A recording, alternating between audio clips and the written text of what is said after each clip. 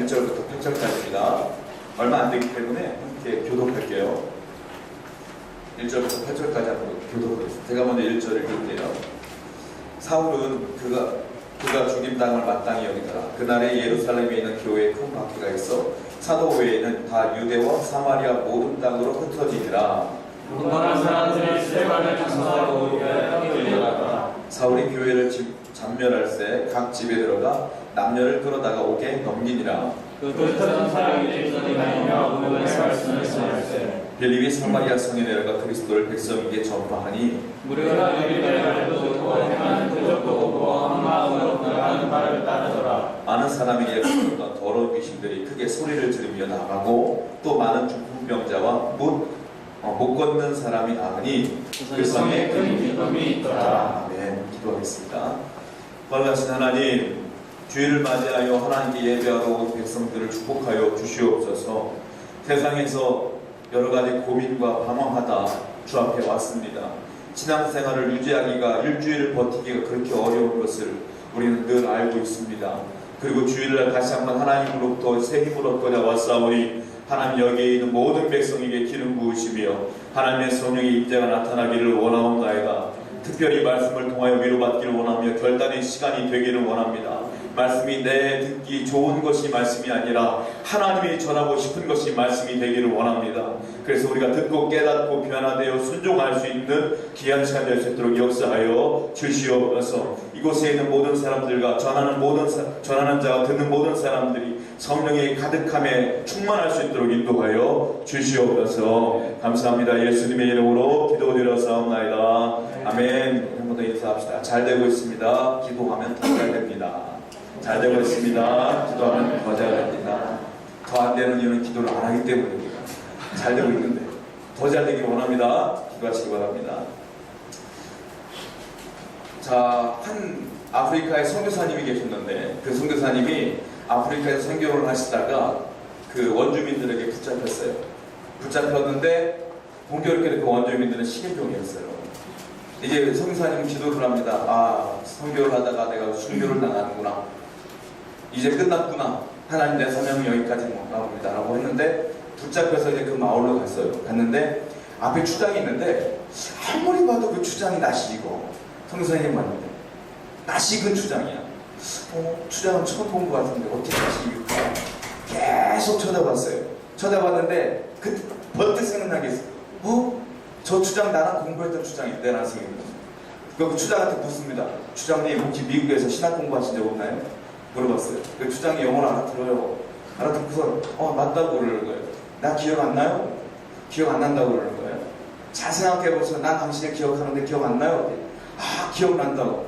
아, 우리 클래스에 아프리카 사람 한 명 있었는데 그 당신이었다고. 나도 당신하고 동기라고 신학 공부를 같이 했다고 그러는 거예요. 그러니까 이 사람이 반가워서 그렇구나, 이제 만났구나, 서로 더 즐거워하면서 선교사님 마음속에는 아, 하나님 나를 도우셨구나, 내가 아직도 사명에 남았구나, 이제 살았구나 라고 했는데 선교사님이 기쁜 마음을 물었어요. 아, 그게 미국에서 신학 공부를 하신 다음에 이제 여기 동양에 오셨는데 뭐 변한 게 있나요? 어떤 사역을 하고 계시나요? 물었어요. 굉장히 추장이 뭐라고 하냐면 아, 예전에는 신학 공부하기 전에는 사람을 먹을 때 그냥 먹었는데 지금 기도하고 먹는다고. 약간 실질적인 얘기는 아니고 누군가 만든 얘기 같아요. 그래서 제가 지금 하고 싶은 얘기는 이 안에 있어요. 뭐냐면 많은 사람들이 예수를 믿고 많은 사람들이 저는 목사가 되기 전에 신학을 공부했고 목사가 되었고 했지만 그 안에 복음을 듣고 많은 변화를 일으켰다고 생각했지만 과연 우리의 변화가 무엇이냐는 거예요. 예수를 믿고 변화된 게 뭐냐는 거예요. 혹시 밥 먹을 때 기도하는 거 외에 우리 가운데 변한 게 없다면 우리 심각한 거 아니겠습니까? 그 복음이 얼마나 능력이 강력한데 많은 사람들이 그 복음을 듣고 여전히 물질적으로 살고 여전히 성공주의적으로 살고 여전히 물질 아니면 죽는 것 같고 여전히 그리스도 대신에 다른 것들을 대안으로 삼고 살고 그렇게 얼마나 살고 있느냐. 이게 우리에게 주어지는 경고의 메시지가 아닌가 싶어요. 사랑하는 여러분, 복음을 들었던 저와 여러분 모든 사람들이 정말로 진정으로 변화되지 않으면 세상은 변화되지 않습니다. 내가 변화되지 않으면 교회가 변화되지 않습니다. 내가 변화되지 않으면 하나님 나라는 올 수가 없습니다. 예수님의 복음의 능력을 오늘 듣고 다시 한번 우리가 변화의 시간을 가졌으면 좋겠어요. 다시 한번 지적으로 깨닫고 변화되는 저와 여러분 되기를 축원드립니다. 이것이 진짜 신앙인이 아닐까 싶어요.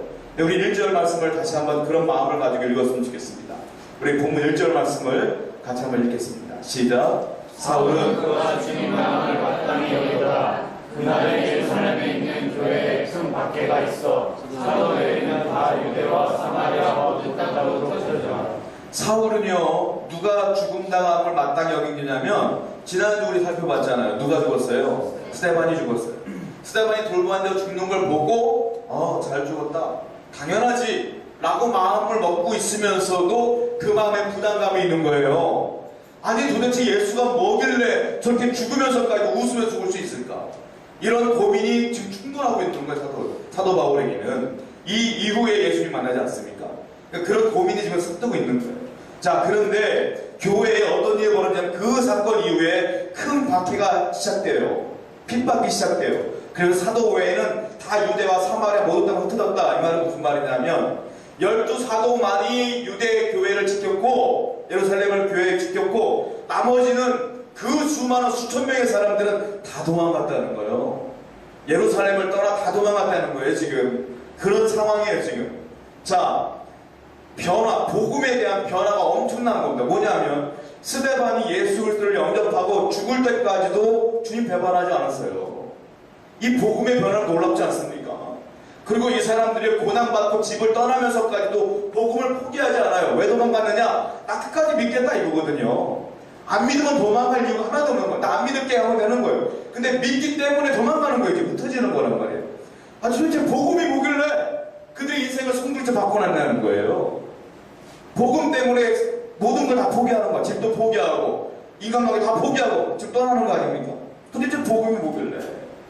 사람은요 묘하게 잘 변하지 않아요. 안 변해요. 사람. 결혼을 처음 하면 심각한 전쟁이 벌어집니다. 이게 서로가. 신혼 때 저도 무지하게 싸웠어요. 목사님이 설마 사람 잡는다고 무지하게 싸웠어요. 우리는 연애할 때부터 지금까지. 지금 잘 안 싸우죠? 안 싸워요 지금. 지금 안 싸워. 결혼에 10년쯤 넘어가니까 안 싸워. 그전에는 무지하게 싸웠어. 왜냐하면 우리 사모님도 그렇고 목사님 나도 그렇고 고집이 세요 우리는. 근데 싸우는데요 이유가 정말 심각한 문제라면 싸울만하지. 근데 지나고 나면 와 그럼 먼저 싸웠을까 이런 생각이 드는 게 뭐냐면 치약 있잖아요. 치약 옛날에 남자들은 치약이 승질이 급하게 중간부터 짜요. 여자들은 꼼꼼한 사람들은 밑에서부터 짜요. 막 그런 것 때문에 싸우기도 하고 변기 뚜껑 같은 거 왜 화장실 갈 때 더러운 얘기인데 왜 화장실 갈 때 왜 남자들은 그냥 여기 들고 가지고 그냥 이런 것 때문에 싸우기도 하고 내가 그런 게 아니라 대부분 그렇다고. 왜 그러냐고 그러고 양말 같은 것도 왜 뒤집어 놓냐고 그러고 여자들은 왜 뒤집어 놓냐고 빨래하기 힘들게 제가 그건 가끔 그래요. 막 그러고 그것 때문에 싸워. 그러다가 그 싸움이 그거 가지고 뭘 그래? 그러다가 심각하게 붙이게 싸우게 돼요. 나중에 이혼하자고 양말 때문에 이혼하자고 맨날 그래요. 그거 왜 그런지 아세요? 사람은 원래 태생적으로 똑같은 사람이 한 명도 없어요. 없어요.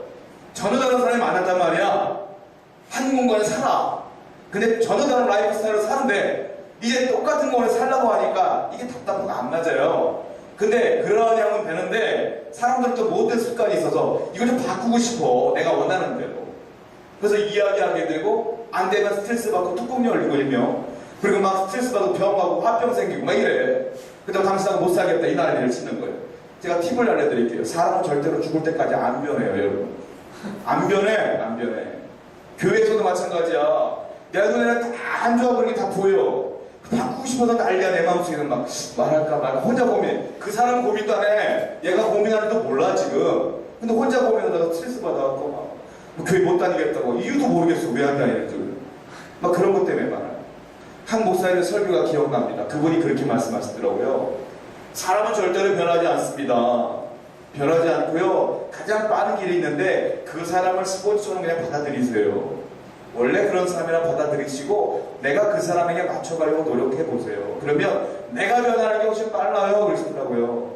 진짜 그래요. 결혼한 지 10년쯤 되면 맞춰봐요. 서로. 그러려니 해요. 원래 안 치우려니 원래 설거지 안 하려니 원래 양말 그렇게 벗으려니 원래 치아 그렇게 짜려니 그렇게 되면서 서로 인정하게 돼요. 그러면 서로 그 환경에 익숙해진단 말이에요. 그러니까 서로 싸울 일 없어져. 사람은 안 변해요. 여러분, 성령이 딱 임하시면 사람이 다 뒤집어질 것 같죠? 변합니다. 뭐가 변해요? 믿음이 변해요. 내가 예수님 영접하게 돼요. 거기까지 좋아요. 그런데 문제는 뭐냐? 세월이 흐르면 흐를수록 내 기질이 그대로 나와요. 그래서 일명 이런 말이 있잖아요. 성질대로 믿는다는 말이 있어요. 너는 어떻게 성질대로 믿니? 성질은 성질대로 하면서 사는 건 똑같이 살면서 믿음은 좋아 보여. 교회에 맨날 눈물 흘리고 기도하거든. 그런데 이 이야기가 거기서 나오는 거예요. 여러분, 사람이 변하려면 어떻게 되느냐면 복을 받아들여야 돼요. 첫 번째. 두 번째로는 성령 충만함을 유지해야 되는데, 성령 세례가 아닌 성령 충만함은 매일 내가 받아야 되는 거예요. 매일 성령이 공급받지 않으면 사람은 변하지 않는 거예요. 변하기 이렇게 힘든 거야.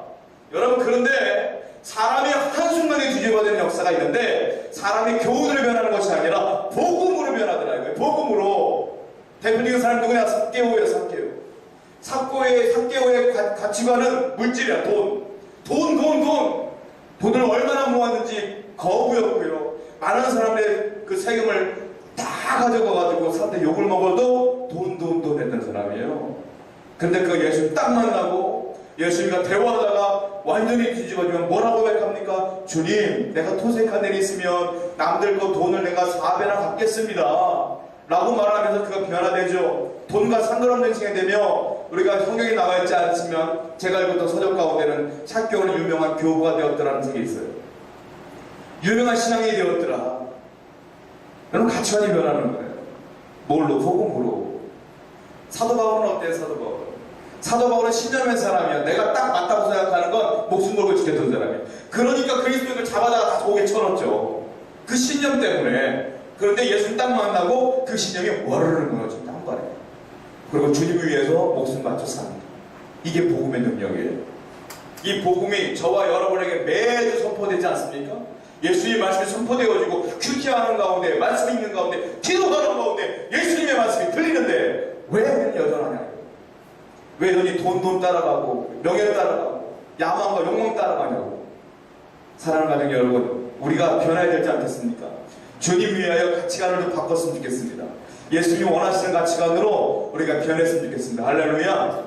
그것이 진정한 변화다. 그것이 가치관의 변화다라고 오늘 이 본문에서 우리가 말하고 있는 거예요. 또 하나 기억해야 될 게 있어요. 뭐냐면 이들이요 흩어집니다. 한마디로 말해서 1절 말씀 보면 예루살렘에 뭐가 있어서 흩어졌습니까?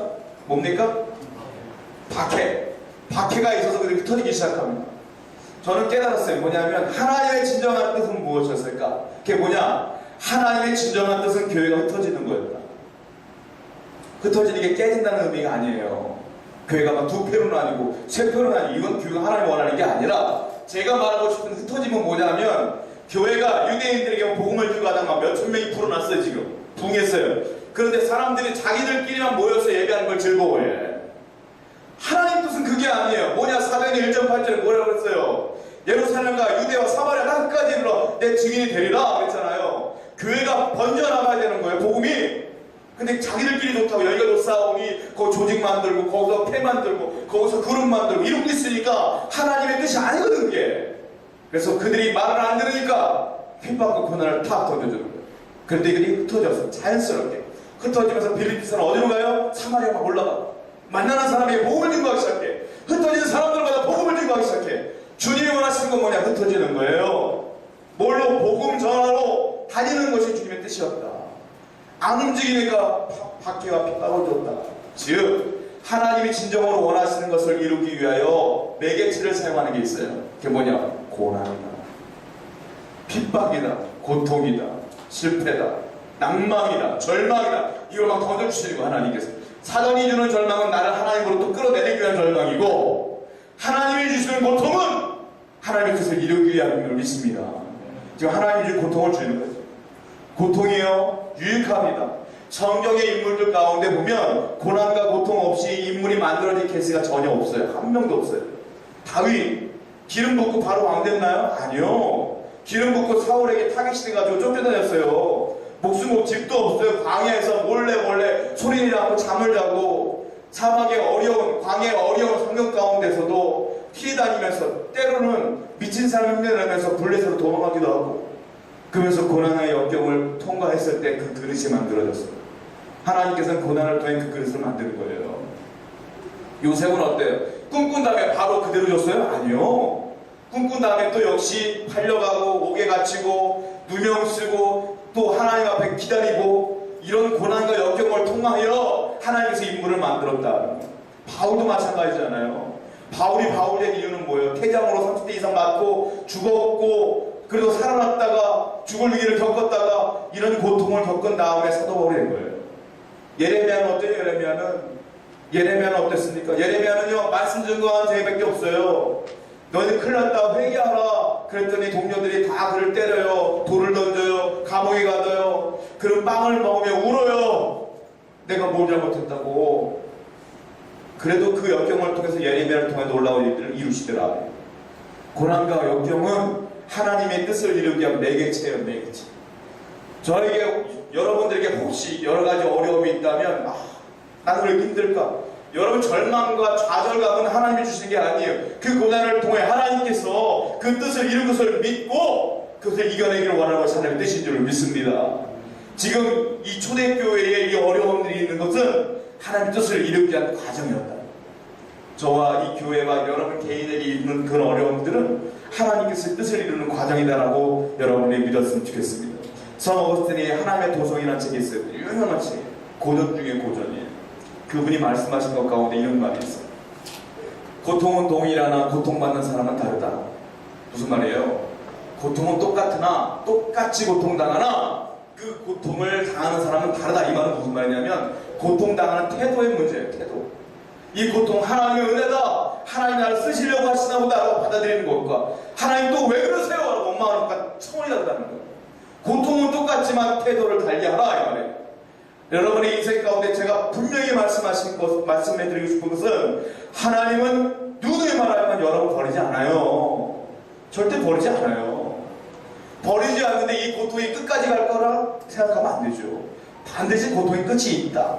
끝이 있을 때 하나님의 뜻이 나타난다. 할렐루야. 이걸 믿으라 이거 믿으라. 이 태도를 달리하라 이거. 자, 이스라엘 사람들은 그 태도를 달리했습니다. 왜? 고난당했을 때 하나님 버리지 않았어요. 여전히 복음을 증거하고 있더라. 자, 시편 119편 67절부터 71절까지 한번 보실래요? 고난에 대한 얘기가 조금 나옵니다. 119편 67절부터 71절까지 한번 같이 한번 읽어봅시다. 자, 같이 읽어볼게요. 시작. 고난당하기 전에는 내가 그릇 행하였더니 이제는 주의 말씀을 지키나이다. 주는 선하사 선을 행하시오니 주의 윤례로 나를 가르치소서. 교만한 자가 거짓을 지어 나를 치려하였사오나 나는 전심으로 주의 법도를 지키리이다. 그들의 마음은 살쪄 지방했으나 나는 주의 법을 즐거워하나이다. 고난당한 것이 내게 유익이라. 이로 인하여 내가 주의 윤례를 배우게 되었나이다. 아멘. 자, 이 시편 말씀을 통하여 고난이 의미하는 것들을 바라볼 수 있어요. 67절 보면 고난당하기 전에는 내가 그릇 행하였더니 이제는 주의 말씀을 지키나이다 이 말이 있어요. 무슨 말이냐? 고난당하기 전에는 내가 그릇 행했다 이 말이에요. 근데 고난당한 후에 내가 이제 말씀 지킨다 이 말이에요. 여러분 목자 시편에 보면 다윗이 목자와 양의 비유를 많이 했는데 양이 내가 원하는 길로 안 갈 때 목자가 어떻게 합니까? 지팡이로 툭툭 칩니다. 쳐요. 양은 아프니까 이 치는 방향대로 가는 거예요. 이게 고난이라 이렇게 표현하고 있어요. 시편 기자는. 뭐냐면 고난은 뭐냐면 내가 곁길로 갈 때 하나님이 치는 거다. 제대로 가라. 고난은 뭐냐? 내가 바른 길로 갈 수 있는 기회를 제공하는 거예요. 내가 고난 당하면 첫 번째 하나님 날 버렸구나라고 생각하는 게 아니라 내가 죄진 거 없나 이걸 먼저 판단하라 이거예요. 내가 잘못 살고 있지 않는가 이걸 먼저 생각해 보아라 이거예요. 이게 첫 번째로 생각해 봐야 될 이유다. 여러분 아무리 물질이 풍성해도 회개하지 않은 인생에게 물질은요 독약과 같은 거예요. 그럼 회개하는 사람에게 물질은 하나님의 유용한 도구가 될 줄로 믿습니다. 내가 바른 길로 가야 된다. 그러니까 하나님께서 말씀하신 거 뭐냐? 고난은 내가 바른 길로 갈 수 있는 기회다. 두 번째 생각해 볼 게 있는데 그 71절 말씀 71절 말씀 한번 같이 읽어보세요. 시작. 고난당하는 것이 내게 유익이라. 이로 인하여 내가 주의 일을 배우겠다. 고난당하는 것이 내게 유익이라. 왜 유익이냐? 이로 인하여 내가 율례를 배우게 되었나이다. 이로 인하여 내가 말씀을 배우게 되었나이다. 고난당했을 때 하나님 말씀이 들리는 거예요. 고난당하니까 내가 기도하게 되는 거예요. 교난당하 내가 그 기도할 때 응답이 오는 거예요. 교난당하게 내가 말씀을 한 절 더 읽게 되는 거예요. 그러다 보니까 말씀이 들리더라. 고난당하는 것이 그래서 유익이다. 야, 고난당했기 때문에 내가 문제가 해결됐다. 이것이 유익이 아니라 말씀이 들리는 것이 유익이다. 할렐루야. 이게 유익이다. 고난은 그러므로 유익이다. 아멘. 여러분들 이걸 믿을 때에 여러분이 심각한 고난이 왔어도 흔들리지 않는 거예요. 여러분이 아무리 심각한 고난이 있어도 사도행전에 나오는 이 사람들처럼 심각한 고난이겠어요? 잡히면 죽는데? 목숨이 왔다 갔다 하는 경각에 있는 건데? 죽어도 그냥 죽어요? 아니요. 그냥 곱게 안 죽여요. 여러분, 로마 사람들 어떻게 죽였어, 사람들? 여러분들 알고 있는 상상하는 그렇게 죽였다고요, 예수 믿는 사람들을. 이렇게 고난당한 사람이 있냐고요. 자, 세 번째로 생각해 볼게요. 1절에서 뭐냐면 아까 흩어졌다 그랬잖아요. 그 뜻이 이게 진정한 하나님의 뜻인데 그 뜻을 우리가 정확하게 개념으로 얘기하면 선교고 전도다. 하나님은 우리를 흩으시기 원한다. 선교하기를 원해요. 그리고 전도하기를 원해요. 이게 하나님의 목적이다. 하나님의 뜻대로 사는 사람의 인생은 하나님이 공급하신다. 하나님이 뜻대로 살지 못하는 인생은 내가 공급해야 된다. 그러나 하나님의 뜻대로 사는 사람은 하나님이 공급하신다. 할렐루야. 교회가 진정한 교회가 되기 위해서는 하나님의 공급원이 되기 위해서는 교회가 전도해야 돼요. 선교해야 돼요. 그렇지 않으면 하나님의 은혜가 없어요. 성도가 성도되기 위해서는 전도해야 돼요. 선교해야 돼요. 이거는 사명이에요. 영원 구원을 살아야 되는 거예요. 이게 우리 사명이에요. 왜 우리가 먼저 믿었겠어요? 먼저 믿고 은혜 받고 믿지 못하는 사람에게 복음을 증거해라. 이것이 하나님의 목적이고 비전인 줄로 믿습니다. 목회비전 아카데미라고 하는 단체가 있는데요. 거기 제가 영상으로 제가 그걸 본 적이 있어요. 거기 이현성 목사님이라는 분이 서울의 어떤 교회 담임하시는 목사님이신데 그 교회가 급성장하는 교회로 전평이 다 있어요. 그 교회를 딱 들어가잖아요. 홈페이지 들어가면 전도대가 무지하게 많아요. 무슨 전도대 쫙 있어요. 홈페이지 한 페이지가 다 전도대예요. 전도에 목숨 거신 분이가 이분은. 그분이 이제 강의를 하시는 걸 제가 본 적이 있어요. 뭐라고 말하냐면 요즘은 통계를 냈더라고요. 불교가 2005년부터 현재까지 신자가 몇 명 늘었는지 아십니까? 불교가 40만 명이 늘었대요. 40만 명이. 근데 내가 알기로는 대한민국 사람들은 종교 없는 사람은 거의 다 불교의 호의적이에요. 거의 다. 불교 신자는 어떻게 따지는지 아세요? 우리는 신자들은 어떻게 해야 돼요? 적어도 한 달에 한 번씩은 나와줘야 우리 교회 신자잖아요. 근데 불교는 그렇지 않아요. 절이 너무 많다 보니까 그냥 한 번 절 가서 이름 적어놓고 나오잖아요. 1년 내내 안 가도 거기 그거 신도야. 저는 그래. 저는 그렇게 따지는 거거든요. 그렇게 전국 방방곡곡 절을 다 도전하면서 이름 써놓은 사람들 많아요. 그러니까 허수가 많긴 해. 그래서 40만 명이 늘었대요. 천주교는 몇 명 된 것 같습니다.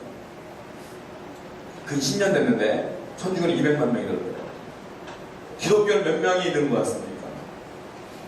정확한 통계인지 모르겠지만 14만 4천 명이 줄었대요. 지금 현재. 14만 명만 줄었겠어요? 더 줄었을 거예요. 제가 볼 때는. 그래서 그분이 하신 말씀이 이거예요. 왜 줄었을까? 왜 타종교는 늘었는데 우리 왜 줄었을까? 전도의 야성, 선교의 야성이 사라졌다. 교회에서 전도에 대한 이야기가 사라졌다. 영혼구원에 대한 영혼이 사라졌다. 다 말씀 쪼개고 좋은 얘기, 책 얘기만 덮어졌지 그 안에 복음 전파에 대한 얘기가 없다. 그 얘기 울면서 막 얘기했어요. 그래서 하신 말씀이 제가 수련회 때도 이 얘기를 했는데 그러면서 하신 말씀이 그거예요. 10,000명이 넘는 교회도 전도해야 된다. 1000명이 넘는 교회도 전도해야 된다. 100명이 넘는 교회도 전도해야 된다. 10명이 안 돼도 전도해야 된다. 교회는 전도해야 된다. 그것이 교회 존재의 목적이다 말씀입니다. 저는 그거 동의합니다. 주님께서 이 땅에 세우신 게 유일하게 뭔지 아세요? 유일하게 세우신 게 교회예요, 여러분. 왜 세우셨습니까?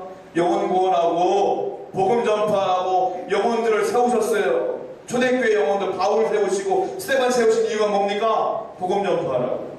근데 오늘날 많은 교회들은 복음 전파하기를 부담스러워 안 해요. 왜 부담스러울까요?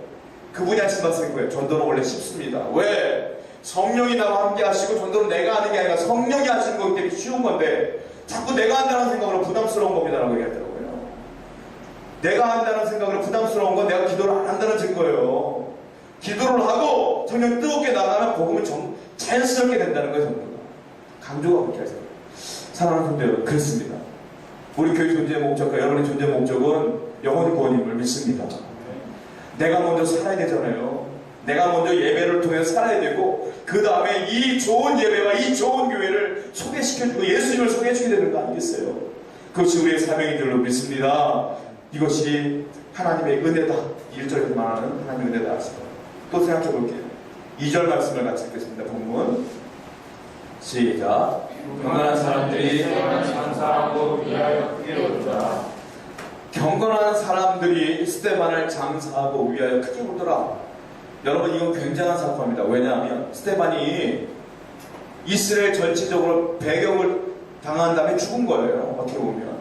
그러니까 이 사람들이 생각할 때 스데반은 죄인 중에 죄인인 거예요. 그냥 죽인 거죠. 그런데 경건한 사람들이 죽은 스데반 시체 앞으로 가서 시체를 수습해요. 수습한 뒤에 펑펑펑펑 울고 있어요. 그리고 장사일까지 지낸 다음에 울고 있어요. 자, 스데반의 시체를 수습할 때에 돌로 쳐 죽인 사람들이 보고 있어요. 지금 보고 있어요. 그러면 스데반을 죽인 사람들, 그리고 스데반 옆에서 스데반을 옹호하는 사람들이 눈치 보일 거 아니야. 이 사람이 스데반 똑같이 떠는구나 보일 거 아니에요. 그러면 이 사람들도 목숨이 위험한 거예요. 어떻게 보면. 그런데 아무렇지도 않게 스데반을 시체를 수습하고 장사까지 지내고 울고 있어요. 누가? 경건한 사람들. 저는 깨달았어요. 뭐냐? 경건한 사람이라는 것은 보통이 아니에요. 뭐냐면 경건은 용기를 동반해야 된다. 이 세상에서 경건하게 살려면 용기 없으면 안 된다 이거예요. 어떻게 용기 안 갖고 경건하게 살 수 있겠어요? 여러분 당당하게 직장에서 나 예수 믿습니다라고 선포하고 다니십니까? 용기가 있어야 되는 거예요. 내가 잘 살아야 되는 거예요. 내가 내 동료들에게 복음을 장당하게 등등 전파할 수 있겠어요? 경건해야지 가능한 거고 용기가 있어야 되는 거예요. 경건은 용기예요. 할렐루야. 이게 진짜 경건이다 이거예요. 나는 경건한 척 하지만 용기가 없어 하나님 앞에 하나님을 전하지 못한다. 이거는 용기가 없는 거고 경건할 때 하는 거예요. 경건과 용기는 같이 가야 된다. 할렐루야. 우리 재원가정 모든 사람들은 이 두 가지를 같이 공유했으면 좋겠어요. 자, 성경을 보면 모세가 있습니다. 모세 경건합니다. 경건한데 하나님 모세에게 뭐라고 말씀하세요? 야, 바로에게 가라. 그리고 내 백성들을 구원해 내라 그랬어요.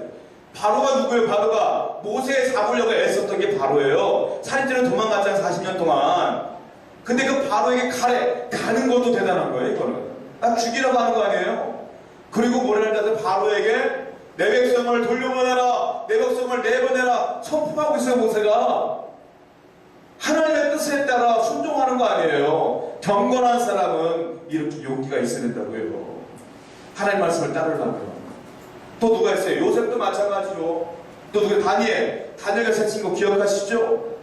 왕이 먹어라. 안 먹습니다. 왜? 이거는 경건하지 않은 음식입니다. 우리는 이거 못 먹습니다. 뭐 먹니? 야채만 먹겠습니다. 이거 어떻게 말할 수 있겠냐고요? 왕이 지금 포로로 잡혀있는 사람들에게. 경건한 사람은 진짜 믿음이 좋은 사람들은 세상과 타협하지 않습니다. 하나님 뜻을 따라 살기 위해서 목숨까지도 버는 사람들이 경건한 사람들이에요. 여러분 한번 심각하게 받아주세요. 내가 진짜 그리스도인인지, 내가 정말 하나님을 사랑하는 사람인지 저와 여러분 똑같이 회개해야 될 줄 믿습니다. 우리는 이 사람들처럼 경건하게 용기 있게 이 세상을 살아가야 될 줄 믿습니다. 자, 또 성경을 읽습니다. 3절 말씀입니다. 읽습니다. 시작. 사울이 그를 정면할 때 각 집에 들어가 남녀를 끌어다가 병을 이기니라. 사울이 이 바울이에요. 바울이 교회를 정멸할 때 각 집에 들어가고 남녀를 끌어다가 그냥 옥에 넘기는 거예요. 아니 아까 핍박에 있었을 때 다 흩어졌다고 그랬잖아요. 이 사람들은 왜 여기 있었을까? 이런 고민이 되는 거예요. 왜 여기 있었을까? 빨리 도망가지. 이들은 죽을 각오를 하고 남아있는 거예요. 지금 말대로. 나는 예수 믿어 죽겠다. 잡혀가는 거예요. 지금. 여러분 그렇습니다. 이 사람들이 왜 이렇게까지 예수를 믿었을까요? 이 사람들의 신앙의 가치관은 분명히 있기 때문에 그래요. 믿음이 목적이 분명히 있기 때문에 그래요. 이게 흔들리는 사람은 신앙을 가졌다 말았다는 사람들은 신앙의 가치관이 흔들리기 때문에 그래요. 신앙의 가치관이 분명한 사람은 흔들리지 않습니다. 여러분들은 절대 흔들리지 마시기 바랍니다. 신앙의 가치관이 뚜렷해야 된다는 거예요. 자, 고린도전서 10장 31절을 보세요. 여기 신앙의 가치관에 대한 얘기가 나옵니다. 고린도전서 10장 31절 말씀을 보세요.